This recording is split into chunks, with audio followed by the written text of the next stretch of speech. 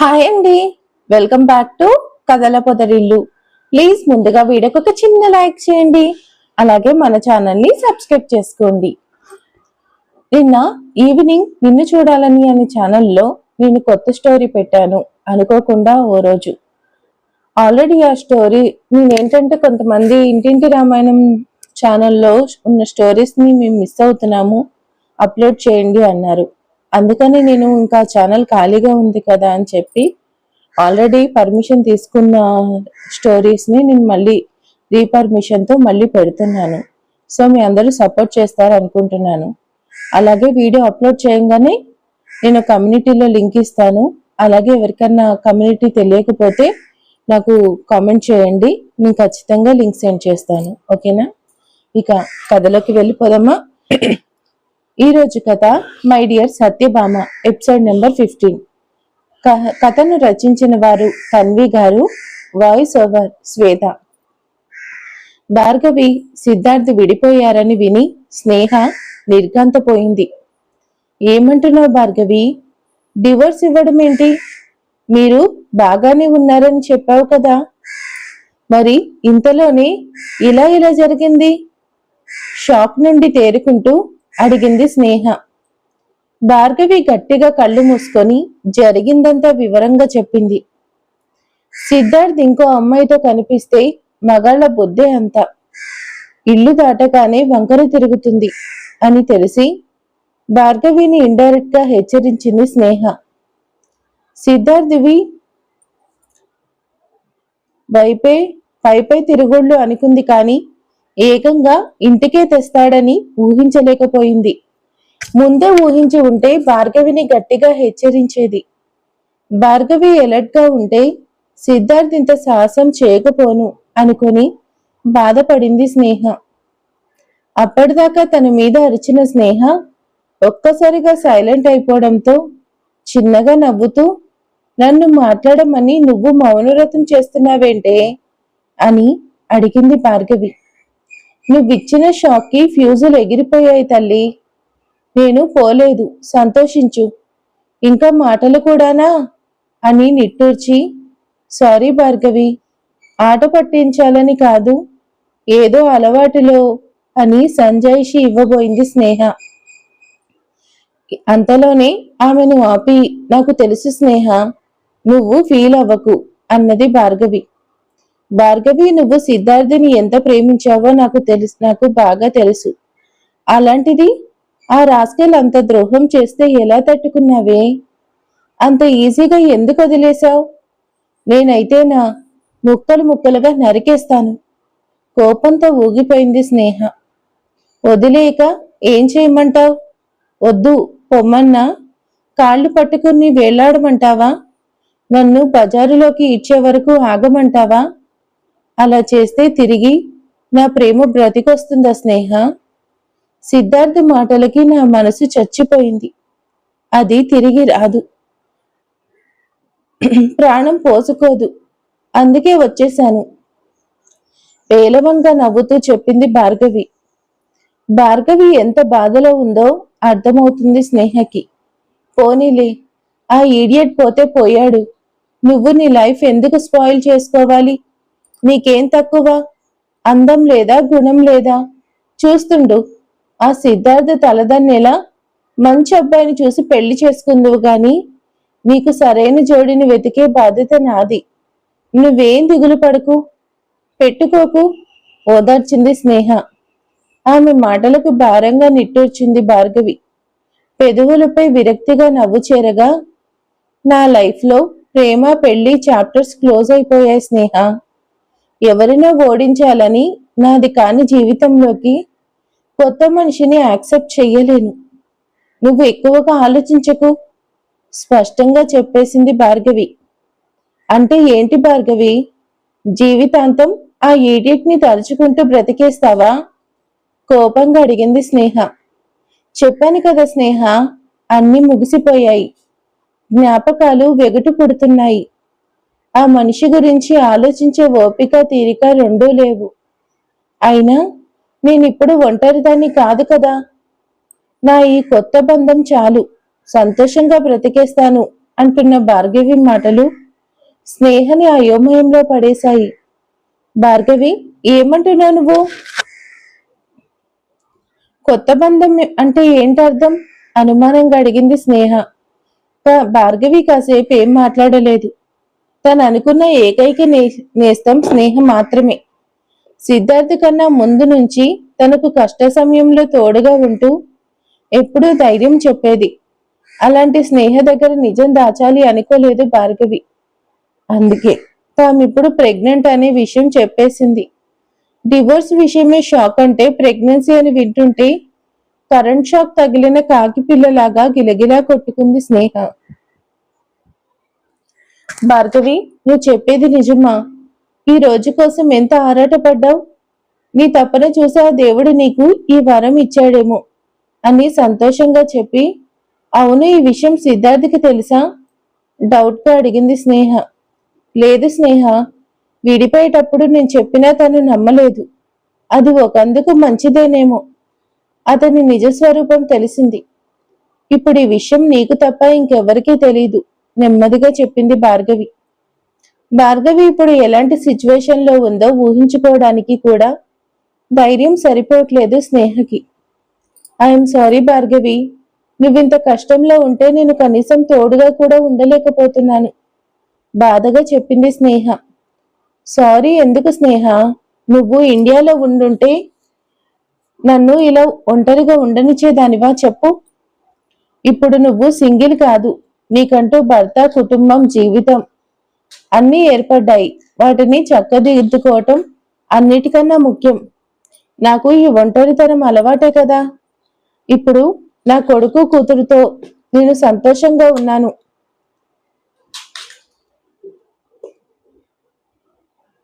తోడుగా రాబోతున్నారు. వాళ్లతోనే నా జీవితం. నా గురించి ఎక్కువగా ఆలోచించి మనసు పాడు చేసుకోకు అని మెత్తగా మందలిచ్చింది భార్గవి. ఆమె మాటలు మౌనంగా విన్న స్నేహ, మరిప్పుడేం చేస్తావు భార్గవి అని అడిగింది. చెప్పాను కదా, బిడ్డకు మంచి భవిష్యత్తు ఇవ్వాలి, దానికోసమే కష్టపడతాను, స్థిరంగా చెప్పింది భార్గవి. భార్గవి, ఇలా అడుగుతున్నానని ఏమనుకోకు. నువ్వు ప్రెగ్నెంట్ అయ్యావని, నీ కడుపులో తన బిడ్డ పెరుగుతున్నాడని సిద్ధార్థకి తెలిసి నీ కోసం మళ్ళీ తిరిగొస్తే ఏం చేస్తావు? సిద్ధార్థ్ మారిపోయి తన తప్పులు ఒప్పుకొని ఇంతకు ముందులా కలిసి బ్రతుకుతామని వస్తే సిద్ధార్థిని యాక్సెప్ట్ చేస్తావా?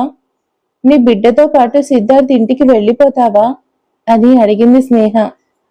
స్నేహ అలా అడుగుతుందని ఊహించని భార్గవి ఏం సమాధానం చెప్పాలో తెలియక మౌనంగా ఉండిపోయింది. హలో భార్గవి, ఉన్నావా? చాలాసేపు భార్గవి మౌనంగా ఉండడంతో గట్టిగా పిలిచింది స్నేహ. ఉలిక్కి పడి నిద్ర నుంచి లేచినట్టు చెప్పు స్నేహ అంది భార్గవి. ఏం చెప్పాలే, మౌనంగా ఉన్నావంటే అంగీకారం అనుకోమనా? అసహనంగా అడిగింది స్నేహ. స్నేహ అడిగిన ప్రశ్నకు సిద్ధార్థ ప్రవర్తన గుర్తొస్తుంటే భార్గవి జీవం లేకుండా నవ్వి, నువ్వు మరీ అంత ఎక్కువగా ఆలోచించకు స్నేహ. సిద్ధార్థ నిషాతో వాళ్ళకు పుట్టబోయే బిడ్డతో సంతోషంగా ఉన్నాడు. వాళ్ళ సంతోషానికి అడ్డుగా ఉన్న నన్ను అడ్డు తొలగించుకున్నారు కూడా. సిద్ధార్థ్ ఎట్టి పరిస్థితుల్లోనూ నా కోసం రాడు, నిషా రానివ్వదు. సో జరగని వాటి గురించి ఆలోచిస్తూ భయపడకు, నమ్మకంగా చెప్పింది భార్గవి. సరే, నీ నమ్మకమే గెలవాలని కోరుకుంటున్నాను భార్గవి, మనస్ఫూర్తిగా చెప్పింది స్నేహ. బదులుగా చిన్న నవ్వు నవ్వి సైలెంట్ అయింది భార్గవి. భార్గవి, నువ్వు ఈ టైంలో సింగిల్ గా ఉండడం చాలా రిస్క్. మన ఫ్రెండ్స్ ని కలిస్తే నీకు హెల్ప్ చేస్తారు కదా, ఒకసారి ఆలోచించు. అయినా ఆ కళ్యాణ్ అస్తమానం చెల్లి చెల్లి అని ఓ తెగ ప్రేమ కురిపిస్తూ నీ చుట్టూ తిరిగేవాడు కదా. నీకు ఇంత ద్రోహం చేసిన ఆ ఈడియట్ నీ 4 తగిలించలేదా? నువ్వు ఇంట్లోంచి వచ్చేస్తుంటే సాయం కూడా చేయలేదు. ఫ్రెండ్స్ ఒక్కటే పోయారేమో, ఆవేశపడింది స్నేహ. స్నేహ ఆ టైంలో కళ్యాణ్ కూడా ఇండియాలో లేడు, ఉంటే ఖచ్చితంగా హెల్ప్ చేసేవాడు. ఇండియా వచ్చాక విషయం తెలిసిందనుకుంటా, లాస్ట్ వీక్ మెసేజ్ చేశాడు అని నెమ్మదిగా నచ్చ చెప్పింది భార్గవి. అవునా, ఏమంటున్నాడు అని అనుమానంగా అడిగింది స్నేహ. భార్గవి నిట్టూచి, ఎవరు నాతో మాట్లాడినా జాలి పడడం, సానుభూతి చూపించడం, నా వెనకే నవ్వుకోవడం తప్ప కొత్తగా జరిగేదేమీ ఉండదు కదా. కళ్యాణ్ అలాంటి వాడు కాకపోయినా నేను ఎవరితోనూ మాట్లాడాలి అనుకోవట్లేదు. కళ్యాణ్ని మాత్రమే కాదు, నిన్ను తప్ప నా గతమంతా వదిలేశాను స్నేహ. ఆ భార్గవి చచ్చిపోయింది. ఇప్పుడున్న భార్గవి వేరే. ఈ భార్గవి కేవలం తన బిడ్డ కోసమే బ్రతుకుతుంది. గొంతులోకి వస్తున్న దుఃఖాన్ని ఆపుకుంటూ చెప్పింది భార్గవి. ఇక మళ్ళీ ఆ విషయాలు మాట్లాడి ఇంకా డిప్రెస్ చేయడం ఎందుకు ఇష్టం లేక స్నేహకు, సరే భార్గవి, నీకు నేనున్నాను, ఎప్పుడూ ఉంటాను కూడా. కష్టం వస్తే నీలో నువ్వు కుమిలిపోకుండా నాతో షేర్ చేసుకో. నాకు సాధ్యమైనంత వరకు సాల్వ్ చేయడానికి ట్రై చేస్తాను. నువ్వు నీ కడుపులోని చిన్ని సూపర్ హీరో జాగ్రత్తగా ఉండండి అని ధైర్యం చెప్పి కాల్ కట్ చేసింది స్నేహ. కాల్ కట్ అవ్వగానే ఫోన్ బెంచ్ మీద పెట్టేసింది భార్గవి. సిద్ధార్థ్ తిరిగొస్తే ఏం చేస్తావు అన్న స్నేహ మాటలు చెవిలో మారం రోగుతుంటే శూన్యంలోకి చూస్తూ ఆలోచనలో మునిగిపోయింది. ఎంతసేపు ఉందో కాని ఎవరో తన డ్రెస్ పట్టుకొని లాగుతున్నట్టు అనిపించి ఈ లోకంలోకి వచ్చింది భార్గవి. ఎదురుగా ఎవరూ లేకపోవడంతో అయోమయంగా తల తిప్పి పక్కకు చూసింది. ఎప్పుడు వచ్చిందో మరి 4 ఏళ్ల క్యూట్ గర్ల్ భార్గవి పక్కనే బెంచ్ మీద కూర్చుంది. భార్గవి పక్కనున్న డ్రాయింగ్ చూస్తూ భార్గవిని పిలవడానికి డ్రెస్ లాగిందని అర్థమైంది భార్గవికి. పాలుకారి బుగ్గలతో ముద్దుగా ఉన్న పాపను చూస్తూనే భార్గవి మనసులోని బాధ, ఆలోచనలు తుడిచిపెట్టుకుపోయాయి. తనకే తెలియకుండా చిరునవ్వుతో పెదవులు విచ్చుకోగా ఆ పాపనే చూస్తుంది భార్గవి. ఆ పాప గుండ్రటి కళ్ళను చక్రాలా తిప్పి డ్రాయింగ్ భార్గవికి చూపిస్తూ, ఆంటీ మీరు డ్రాయింగ్స్ వేస్తారా? ఈ క్యూట్ బాయ్ చాలా బాగున్నాడు అని మరింత క్యూట్ గా అడిగింది. భార్గవి ఎవరా అని పాప చూపిస్తున్న వైపు చూసింది. పాప అడుగుతుంది తను వేసిన డ్రాయింగ్ గురించి అర్థం అవ్వగా చిరునవ్వు నవ్వుతూ, అవును బేబీ, అవును బేబీ, నేనే వేశాను, నీకు నచ్చిందా అని పాప బుగ్గను ప్రేమగా నుకుతూ అడిగింది భార్గవి. ఓ చాలా బాగున్నాడు, మీరు నన్ను కూడా క్యూట్ బాయ్ లా క్యూట్ గా డ్రా చేస్తారా అని అడిగింది మెరిసే కళ్ళతో. పాప ముఖంలోని అమాయకత్వం, కళ్ళలోని ఆశ చూస్తుంటే పాప మహా ముద్దుగా అనిపించింది భార్గవికి. ఓకే లిటిల్ ప్రిన్సెస్, తప్పకుండా నీ డ్రాయింగ్ వేస్తాను. బట్ నువ్వు గుడ్ గర్ల్ లా నేను చెప్పినట్టే వినాలి. అప్పుడే డ్రాయింగ్ బాగా వస్తుంది, ఓకేనా? పాప బుగ్గల్ని గట్టిగా లాగుతూ చెప్పింది భార్గవి. భార్గవి తనని ప్రిన్సెస్ అంటూ ముద్దు చేయడం బాగా నచ్చేసింది పాపకు. ముఖం సంతోషంతో వెలిగిపోతుంటే, okay aunty, I'm very good girl అంటూ భార్గవి కూర్చోపెట్టినట్టే బుద్ధిగా కూర్చుంది. భార్గవి పాపని చూస్తూ చకచక డ్రాయింగ్ చేసేసి మొత్తం పూర్తయ్యాక డ్రాయింగ్ పేపర్ ఆ పాప చేతిలో పెట్టింది. పాప తన డ్రాయింగ్ చూసుకుని సంతోషంతో చప్పట్లు కొడుతుంటే మురుసుకుపోయింది. ఆ పాప హడావిడి చూసిన మిగతా పిల్లలు అక్కడికి వచ్చి డ్రాయింగ్స్ చూశారు. ఆంటీ ప్లీజ్ నన్ను కూడా అలా డ్రా చేయరా ప్లీజ్ అని పిల్లలంతా ముద్దుగా అడుగుతుంటే తన బాధలన్నీ తాత్కాలికంగా మర్చిపోయి వాళ్లలో కలిసిపోయింది భార్గవి. విసుగు అన్నదే లేకుండా పిల్లల డ్రాయింగ్ శ్రద్ధగా వేస్తుంది. ఇంపార్టెంట్ ప్రాజెక్ట్ వర్క్ ఉండడంతో రాత్రంతా ఆఫీస్లోనే గడిపాడు అభినవ్. వర్క్ పూర్తవ్వగానే తెల్లగా తెల్లారిపోయింది. సండే కూడా ఆఫీస్ ఏంటని వైష్ణవి ఫోన్ మీద ఫోన్ చేస్తూ ఊపిరి తీసుకోనివ్వకపోవడంతో వర్క్ అవ్వగానే ఇంటికి స్టార్ట్ అయ్యాడు అభినవ్. కార్ పార్కింగ్ ఏరియాలో వెళ్తుండగా కొద్ది దూరంలో ఉన్న పార్క్లో పిల్లలతో కలిసి ఉన్న భార్గవి కనిపించింది అతనికి. భార్గవిని చూడగానే అతని పెదవులు చిరునవ్వుతో విచ్చుకున్నాయి. భార్గవిని హాస్పిటల్ నుంచి ఇంటిలో డ్రాప్ చేశాక మళ్ళీ ఇదే చూడడం. కార్ పార్క్ చేసేసి అప్రయత్నంగా పార్క్లోకి నడిచాడు అభినవ్. భార్గవి దగ్గరికి వెళ్లి వెనక వైపుగా నిలబడ్డాడు.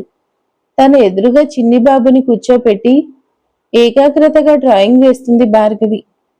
చుట్టూ ఉన్న పిల్లలు కూడా అల్లరి చేయకుండా కొద్దిసేపు ఆ బాబు వంక, ఇంకొద్దిసేపు డ్రాయింగ్ వంక చూస్తూ కామ్గా నిల్చున్నారు.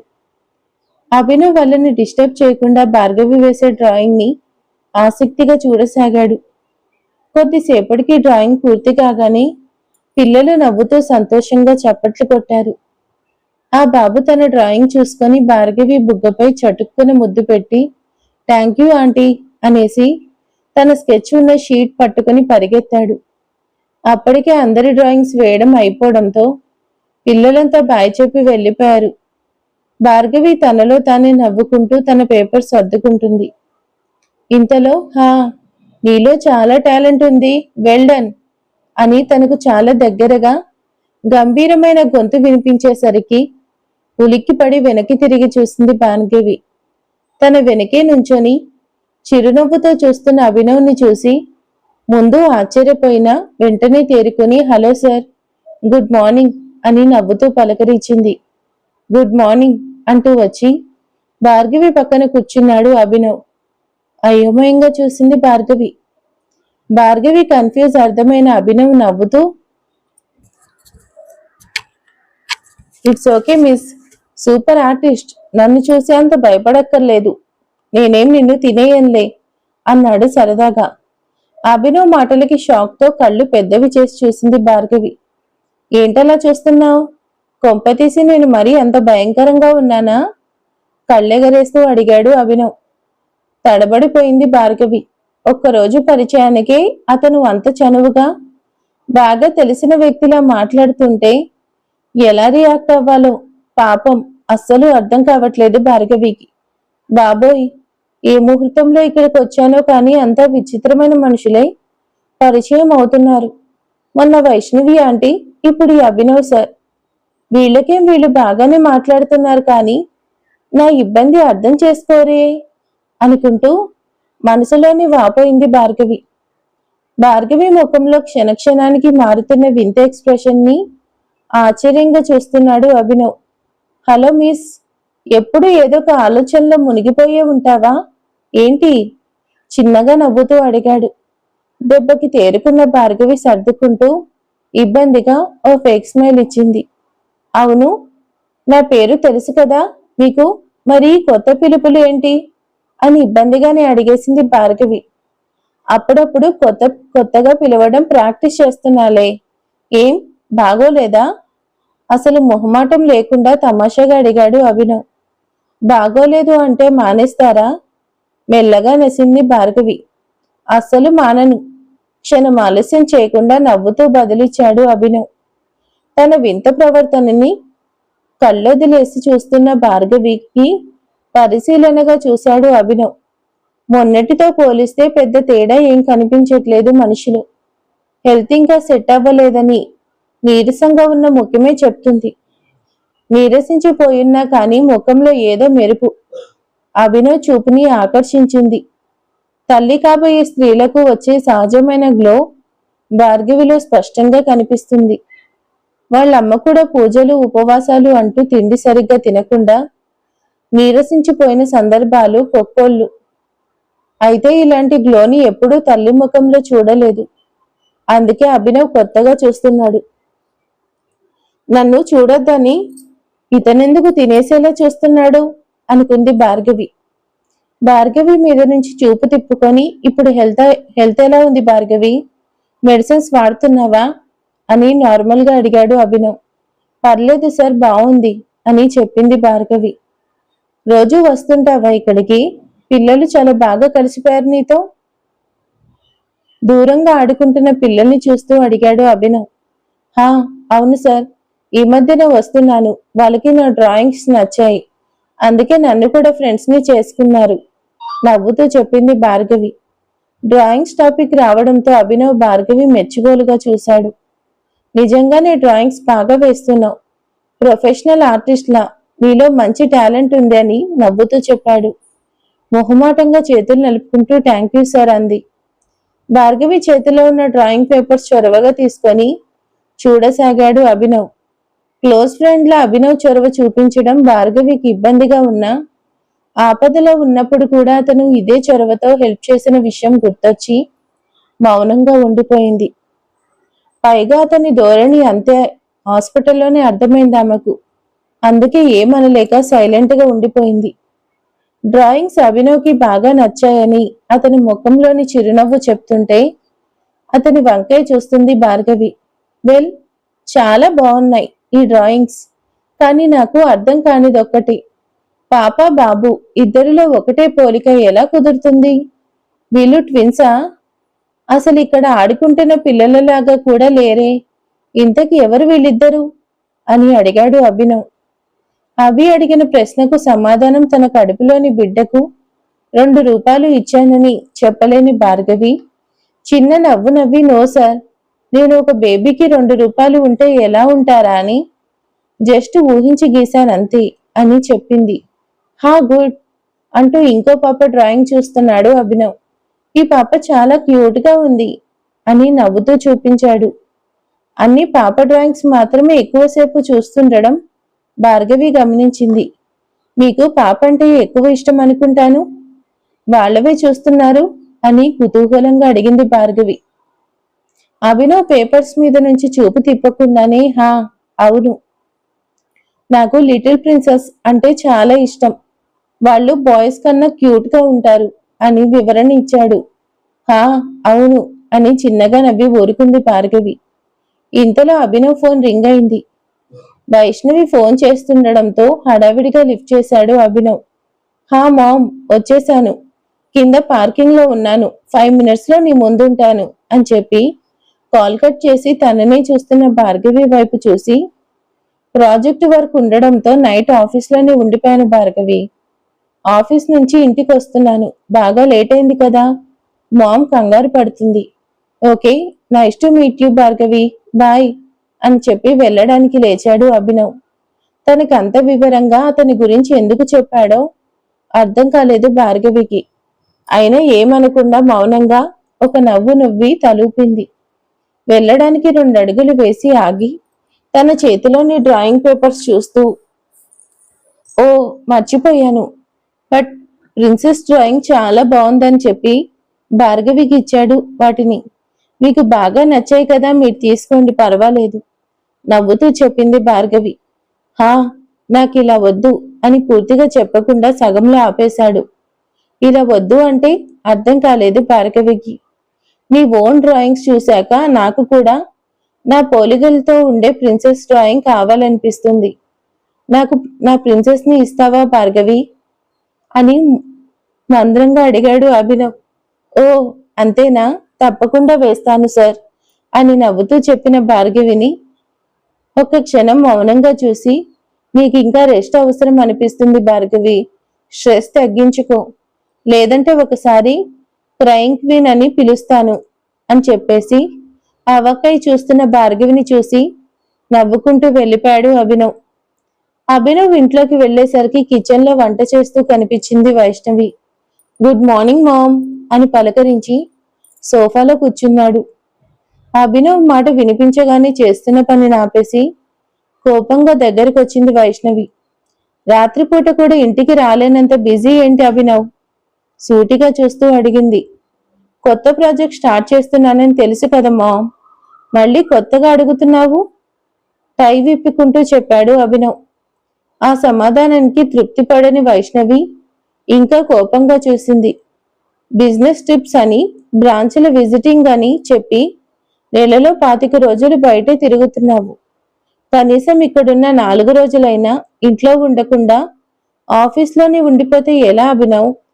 ఇంట్లో నేను ఒక్కదాన్ని ఎలా ఉంటాననే ఆలోచన కూడా లేదా నీకు? ఆవేశంగా అడిగింది వైష్ణవి.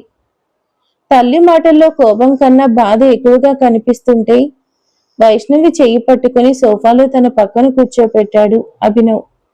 కోపంగా మొహం తిప్పుకున్న తల్లి చేతుల్ని తన చేతిలోకి తీసుకొని, మామ్ ప్లీజ్, కోపం తెచ్చుకోకు, నేనేం కావాలని నిన్ను వదిలి వెళ్ళట్లేదు కదా, నేనెంత బిజీనో నీకు తెలిసి ఇలా మాట్లాడితే ఎలా మామ్? నన్ను అర్థం చేసుకో ప్లీజ్ అని మృదువుగా నచ్చచెప్పాడు అభినవ్.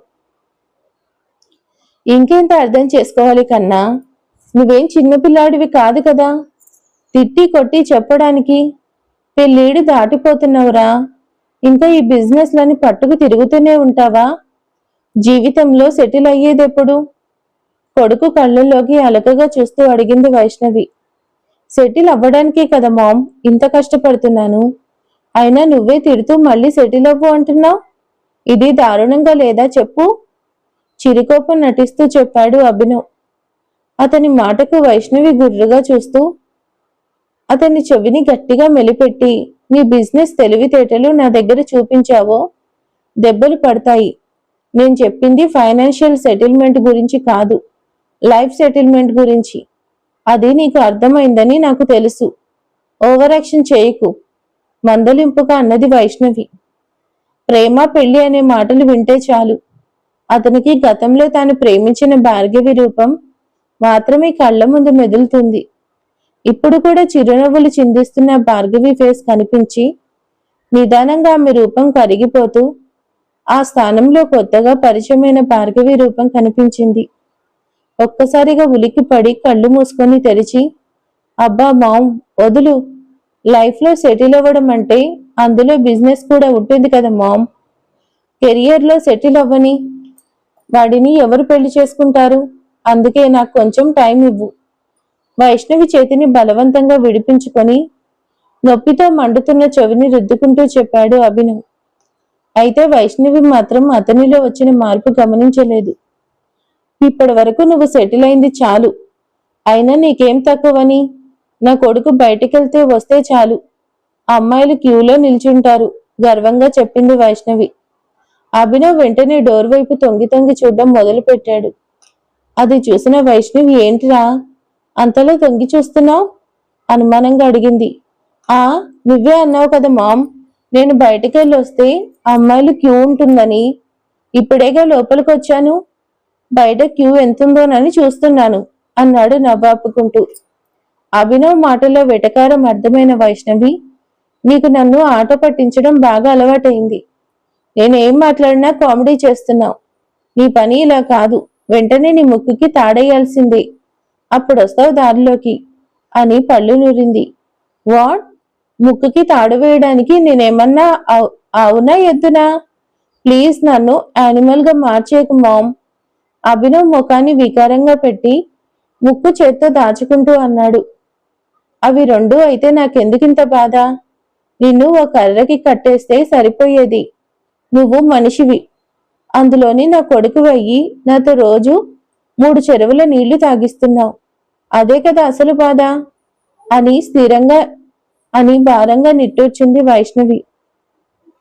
చెరువు నీళ్లు కాదు మామ్, మనం తాగేవి మినరల్ వాటర్. పదాన్ని సరిచేశాడు అభినవ్.